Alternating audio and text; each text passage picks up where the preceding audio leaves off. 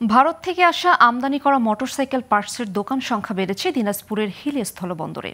তুলনামূলক ভালো এবং দাম কম হওয়ায় দেশের বিভিন্ন প্রান্ত থেকে এসব পার্টস কিনতে আসছেন ক্রেতারা। প্রতি বছর 50 থেকে 60 কোটি টাকার পার্টস বেচা কেনা হয়। ব্যবসায়ীরা জানালেন, এই বন্দর দিয়ে আমদানির অনুমতি থাকলেও বিভিন্ন সমস্যার কারণে মোটরসাইকেল পার্টস আনতে পারছে না তারা।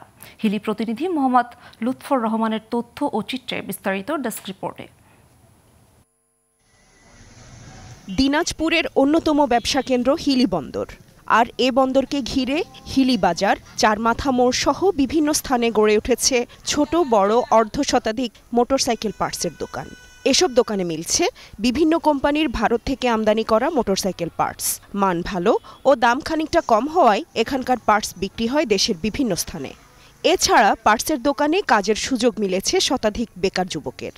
এই দোকানগুলোতে ইন্ডিয়ান যাবতীয় অরিজিনাল পার্টস পাওয়া যায়, যেমন বাজাজ, টিভিএস, সুজুকি, হুন্ডা, সব ধরনের পার্টস অরিজিনাল অ্যাভেলেবেল পাওয়া যায়। হিলি স্থলবন্দর দিয়ে যদি পার্টসগুলো আমদানি করা হতো তাহলে আমাদের কাস্টমারের চাহিদা বাড়তো এবং আমরা কম রেটে মাল দিতে পারতাম। কাজ কম বেশি ভালো হয় তাহলে পরিবার ভালো চলে, আরও কাজ বেশি হওয়ার জন্য আশা করি। যদি ব্যাংক ঠিকমতো আমাদের স্বল্প মূল্যে লোন দেয় তাতে আমাদের আরও অনেক ভালো হবে।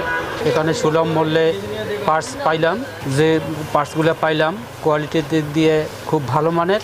এদিকে ব্যবসায়ীদের অভিযোগ, এই বন্দর দিয়ে মোটরসাইকেল পার্টস আমদানির অনুমতি থাকলেও কাস্টমস সহযোগিতা করছে না, তাই ক্ষতিগ্রস্ত হচ্ছেন তারা। বিশেষ করে বেনাপোল বন্দর দিয়ে বেশিরভাগ মোটরসাইকেল পার্টসগুলো আমরা আমদানি করে থাকি।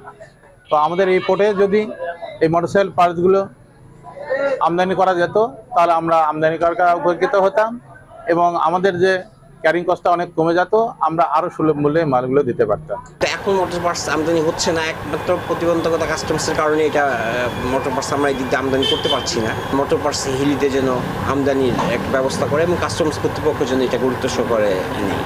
হিলি বন্দর দিয়ে মোটরসাইকেল পার্টস আমদানি হলে বাড়বে দোকান সংখ্যা, সেই সাথে বাড়বে বেকারদের কর্মসংস্থানের সুযোগ, এমনটাই ধারণা দিনাজপুরবাসীর। Global television news desk.